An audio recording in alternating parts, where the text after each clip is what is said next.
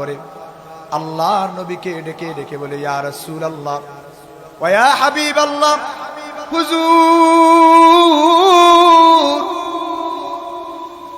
আল্লাহ পাক রব্বুল আলামিন মদিনার জমিনে অনেককেই তো ধনী বানিয়েছেন, আপনি যদি তাকে বলে দিতেন সে যদি এই গাছটা আমার করে দিত, তার তো অনেক আছে, অনেক আছে,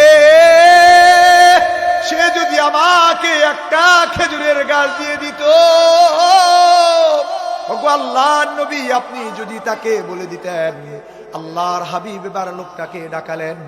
লোকটা আসবার পরে আল্লাহর নবী বললেন, ও মিয়া, তোমার তো অনেক আছে, তুমি যদি আমার এই দরিদ্র সাহাবীটার জন্য একটা গাছ তুমি যদি দিয়ে দাও, আমি আল্লাহ পাক রব্বুল আলামিনের দরবারে তোমার জন্য জান্নাতের একটা গাছের জিম্মাদারি নিয়ে নেব। সুবহানাল্লাহ।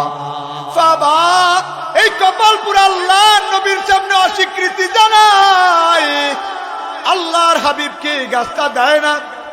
আল্লাহর হাবিবকে অস্বীকৃতি জানায় যখন চলে যায়, আল্লাহ পাক রব্বুল আলামিন কোরআনের মধ্যে সূরা আর-রুমের 7 নম্বর আয়াতে কথাই বলেছেন। আল্লাহ বলেন, ইয়ালামুনা যাহিরাম মিনাল হায়াতিদ দুনিয়া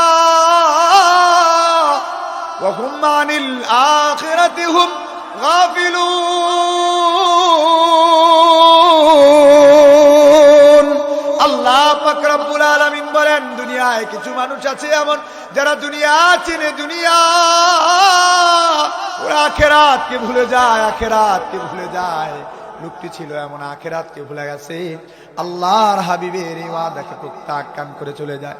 দূর থেকে তাকিয়ে দেখেছেন হযরত আবু দারদা রাদিয়াল্লাহু তাআলা, হযরত সাবিত ইবনে দাহদা রাদিয়াল্লাহু তাআলা, তিনি দৌড়িয়ে আসলেন আল্লাহর নবীর দরবার পর্যন্ত। আসবার পরে আল্লাহর হাবিবকে ডেকে ডেকে ডাক দিয়া বলেন, ওগো আল্লাহর হাবিব, একটু আগে আপনি যে ওয়াদাটা দিয়েছেন, আমি যদি আমার এই দরিদ্র ভাইটার জন্য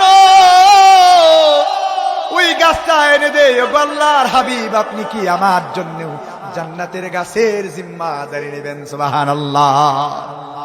আল্লাহর হাবিব ডেকে ডেকে বললেন, রে আবু দাদা, যাও যাও, তুমি যদি খেজুরের গাছটা এনে দিতে পারো রে আবু দাদা, আমি তোমার জন্য আল্লাহ পাক রব্বুল আলামিনের দরবারে জান্নাতের গাছের জিম্মাদার হয়ে যাব। সুবহানাল্লাহ। হযরত আবু দাদা এবার চলে গেলেন। লোকটার কাছে যাইয়া আবু দাদা এবার ডেকে ডেকে বলেন, এ ভাই, তুমি কি ওই একটা গাছ আমাকে দিবা?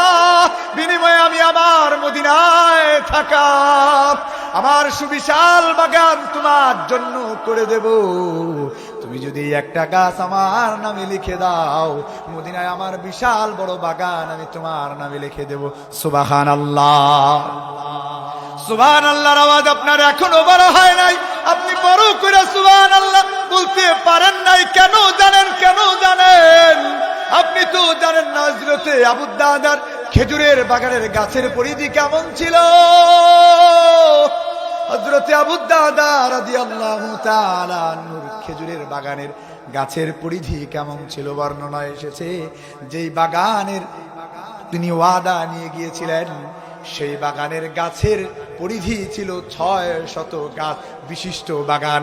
চিল্লা পড়েন আল্লাহু আকবার। আর হুজুর একবার পড়েন আল্লাহু আকবার। হযরত আবু দারদা রাদিয়াল্লাহু তাআলা লোকটাকে ডেকে ডেকে বলেন, এ ভাই,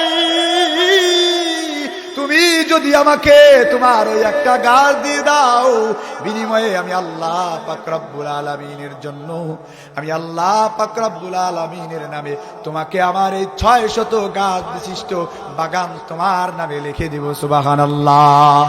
লোকটা আবার ডাক দিয়ে বলে, রে আবু দারদা, তুমি কি আমার সঙ্গে মস্কারা করো রে আবু দারদা? তুমি 600 গাছের সওদা নিয়ে আসছো একটা গাছের জন্য, মস্কারা করো আমার সঙ্গে, মস্কারা করো। হযরত আবু দারদা বলে, না রে ভাই, না না, তোমার এই একটা গাছের বিনিময়ে আমার আল্লাহর হাবিব আল্লাহ পাক রব্বুল আলামিনের দরবারে আমার জন্য জান্নাতের একটা গাছের জিম্মাদার আল্লাহর হাবিব হয়ে যাবে।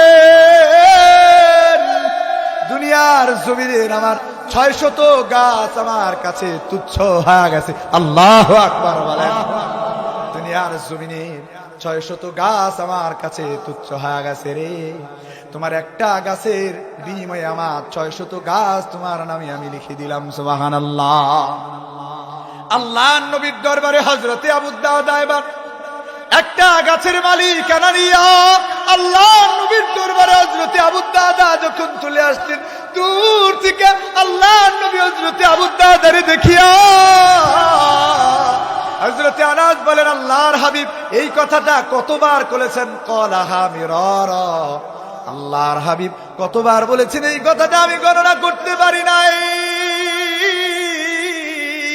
আল্লাহর হাবিব বারবার বারবার করে আবু দাহদারে দেখিয়া বলছিলেন, কাম মিন ইযকিন রাদা ইল্লা বিদাহদা ফিল জান্নাহ। এরে আবু দাহদা, তোমার জন্য আমার আল্লাহ পাক রব্বুল আলামিনের দরবারে শত সহস্র খেজুরের বাগান আল্লাহ তোমার জন্য অপেক্ষমান বানায়া দিয়েছেন। চিল্লা পড়ুন আল্লাহু আকবার। এরে আবু দাহদা, জান্নাতের একটা গাছের পরিধি কেমন হবে তুমি কি জানো? আবু দাদা তুমি কি জানো? হযরত আনাস বলেন, ইন্না ফিল জান্নাতি শাজারাতান ইয়াসিরুর রাকিবু ফি যিল্লিহা মিয়াতাম। জান্নাতের একটা গাছের পরিধি সীমানা হবে এত বড় 100 বছর যদি কোন দ্রুতগামী জান্নাতি সওয়ার এই গাছের সীমানায় ছায়ায় যদি দৌড়ে বেড়ায়, লাম ইয়াক্তাহা, কোনোভাবেই জান্নাতি গাছের সীমানা অতিক্রম করতে পারবে না। চিল্লা পড়ুন সুবহানাল্লাহ। দুনিয়ার জমিনে আল্লাহর জন্য একটা গাছের জিম্মাদার তিনি হয়ে গেছেন। 600 গাছ বিশিষ্ট বাগানকে কুরবান করেছেন আল্লাহ পাক রব্বুল আলামিন। বিনিময়ে জান্নাতে শত সহস্র গাছ বিশিষ্ট বাগানের জিম্মাদার আল্লাহ হয়ে গেছেন। সুবহানাল্লাহ। দৌড়া গেলেন বাড়িতে। বাগানের ভিতরেই ছিল ওনার বাড়ি।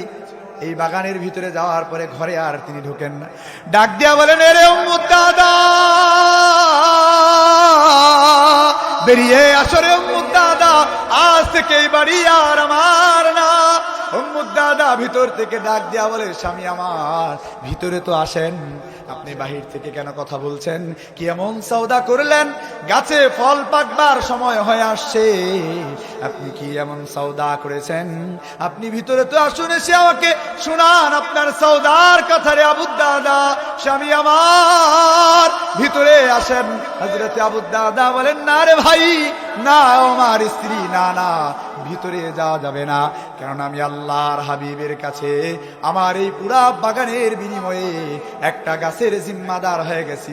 আল্লাহ পাক রব্বুল আলামিন আমার এই পুরা বাগান কুরবান করার বিনিময়ে জান্নাতে শত সহস্র বাগান আল্লাহ পাক রব্বুল আলামিন আমার জন্য বরাদ্দ দিয়ে দিয়েছেন। সুবহানাল্লাহ।